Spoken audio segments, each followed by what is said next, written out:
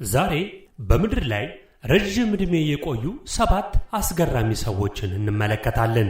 ዕድሜ ጸጋ መሆኑን ስንቶቻችን እናውቃለን? ደግነት፣ ርህራሄ፣ ፍቅር ብዙ ነገርን ያሳያል። ለመሆኑ ረጅም ዕድሜ መኖር ማለት ምን ማለት ነው? ለብዙ አስርተ ዓመታት ብቻ ሳይሆን ለብዙ መቶ ዓመታት የሰውን ልጅ የለውጡን ሁኔታ ለመመስከር ዓለም በፈረስ ከተሳቡ ሰረገላዎች ተነስታ ወደ ጠፈር ጉዞ መሻሻልን ለማየት ጊዜ በዕድሜ ውስጥ ያለ ታላቅ እውነት ነው። ዛሬ በሰው ልጅ ታሪክ ውስጥ በጣም ጥንታዊ የሆኑ በተለያዩ ማስረጃዎች ዕድሜያቸው እውነት መሆኑ የተረጋገጡ የሰዎችን ታሪክ እንመለከታለን። በሕይወታቸው ኢምፓየርን፣ ጦርነቶችን፣ አብዮቶችን ተመልክተዋል። አሁንም በሕይወት ያሉ አሉ። ታዲያ እነዚህ ሰዎች በጊዜው ለጊዜው ታሪካዊ ምስክሮች ነበሩ። በዛሬው ከሕይወት ገጾች ፕሮግራማችን በዕድሜ አንቱ የተባሉ የዕድሜ ባለጸጋዎችን ለመመልከት የእይታ ጉዟችንን አብረን እንጀምር። ከፍተኛ ሪከርድ ያላቸውን እናት በማየት እንጀምር። ፈረንሳይቷ ጄን ካልመንት ናቸው። እንደ አውሮፓውያን አቆጣጠር በየካቲት 21 1875 የተወለዱት ፈረንሳዊቷ ጄን ካልመንት እስከ ነሐሴ 4 1997 ድረስ ኖረዋል። ይህም ለ122 ዓመታት በሕይወት ኖረዋል ማለት ነው። ጄን በሕይወት ከመቆየታቸው የተነሳ ሴት ልጇንና የልጅ ልጇን አልፈዋል። እንዲሁም እስከ 110 ዓመት ድረስ ራሳቸውን ችለው ኖረዋል። በ90 ዓመታቸው ከጠበቃቸው ጋር ውል ተፈራርመው ጠበቃቸው በየወሩ የቤት ኪራይ ይከፍላል። ታዲያ በምላሻቸው እሳቸው ሕይወታቸው ሲያልፍ በውላቸው መሠረት የሚኖርባቸውን አፓርታማ ይወርሳል ማለት ነው። ለ100 ዓመታት የቆዩበት የእሳቸው ምስጢር ሲጠየቁ ቆዳቸውን በወይራ ዘይት በመንከባከባቸው፣ በየቀኑ ቸኮሌት በመመገባቸውና ሁልጊዜም ደስተኛና ቀልደኛ በመሆናቸው እንደሆነ ይናገራሉ። እስከ 117 ዓመት ዕድሜያቸው ድረስ ያጨሱ ነበር። ታዲያ ግን ድርጊታቸው ልክ እንዳልሆነ ስለሚያውቁ አምላክ ረስቶኝ መሆን አለበት ብለው ቀልደው ነበር።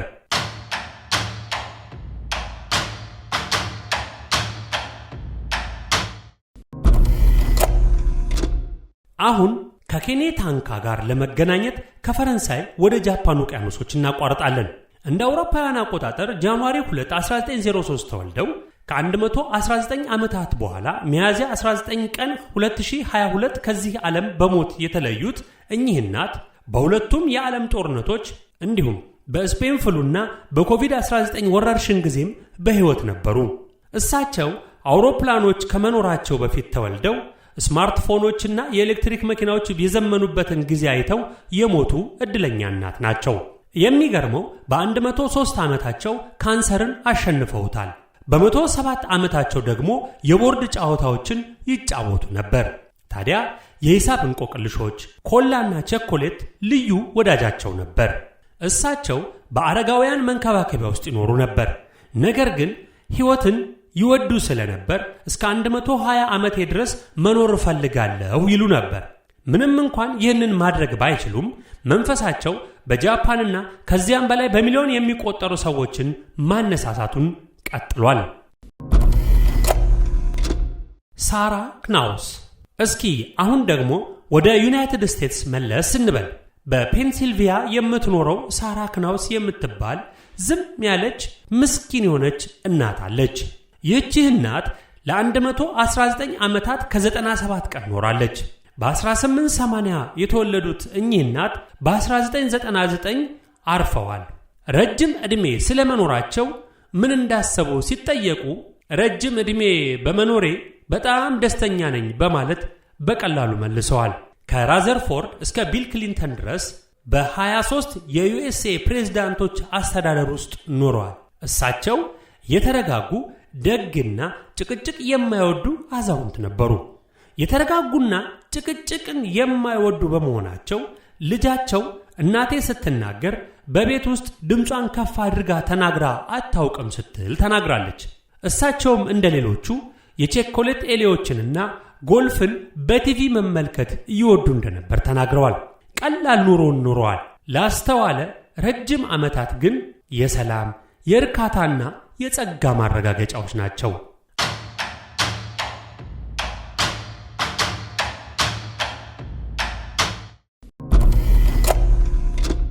አሁን ደግሞ በታሪክ እጅግ በጣም የተረጋገጠውን ሰው ጂሮሞን ኪሙራን እንመልከት። የጃፓኑ ጂሮሞን ኪሙራ የተወለዱት እንደ አውሮፓውያኑ አቆጣጠር ሚያዝያ 19 1897 ሲሆን በ116 ዓመታት ከ54 ቀናት ኖረው ሰኔ 12 2013 ወደማይቀረው ዓለም ሄደዋል። ታዲያ እኚህ ታላቅ አባት በ65 ዓመታቸው ጡረታ እስከወጡበት ጊዜ ድረስ በፖስታ ቤት ውስጥ በሰራተኝነት አገልግለዋል። ከዚያም አልፈው ደግሞ እስከ 90 ዓመታቸው ድረስ በእርሻ ሥራ ተሰማርተው በጥንካሬ ሲሰሩ ቆይተዋል። ኪሙራ ማስታወሻ ደብተር ሁልጊዜ ይይዙ ነበር። በየቀኑ በተለያዩ አዳዲስ ነገሮች ውስጥ በመሳተፍ ሕይወትን ይለማመዳሉ። በመሆኑም በሁሉም ነገር ልከኝነትን ተለማምደው ረጅም ዕድሜ እንዲኖሩ ረድቷቸዋል። የረጅም ሕይወት ባለጸጋ የሆኑበትን ምስጢር ሲጠየቁ እኔ ብርሃንን እመገባለሁ፣ በማወቅ ጉጉት ሁልጊዜ ቆያለሁ፣ እንዲሁም ሁልጊዜ ወደ ላይ ሳይሆን ወደ ታች በማየት መኖርን አምናለሁ ሲሉ በዝቅታ መኖር ዕድሜን እንደሚሰጥ ተናግረዋል። ቀጥሎ የምንመለከተው ክርስቲያን ሞርቴሰን ነው። በዴንማርክ የተወለዱት ነገር ግን አብዛኛው ሕይወታቸው በዩናይትድ ስቴትስ ይኖሩ የነበሩት እኚህ አባትን እስኪ እንመልከት። እንደ አውሮፓውያኑ አቆጣጠር ነሐሴ 16 1882 ተወልደው በ115 ዓመታትና 252 ቀናትን ኖረው ኤፕሪል 25 1998 የሞቱት ክርስቲያን ሞርቴሰን ብቻቸውን ወደ አሜሪካ የመጡት በ21 ዓመታቸው ነበር። ብዙ ሥራዎችን ሰርተዋል። ልብስ ስፌት ሰርተዋል። የወተት ሥራ ሰርተዋል። በተጨማሪም የፋብሪካ ሠራተኛም ነበሩ። ታዲያ በ95 ዓመታቸው አላገባም፣ አልኮልም አልጠጣም፣ አላጨስም በማለት ማጨስ አቁመው ረጋ ያሉ አባት ነበሩ። ታዲያ ድምፃቸው የተረጋጋ፣ መገኘታቸው ደግሞ የዋህ ነበር። ጥሩ መልካም ቃላቶች፣ ጥሩ ጓደኞች፣ ጤናማ ቤተሰብ፣ ብዙ ውሃ መጠጣት ዕድሜን ያረዝማል፣ አልኮል መጠጣት ግን ዕድሜን ያሳጥራል ይላሉ የዕድሜ ባለጸጋው። የእሳቸው ሕይወት ጸጥታ የሰፈነበት ነበር። ነገር ግን በጥልቅ ይደሰቱ ነበር።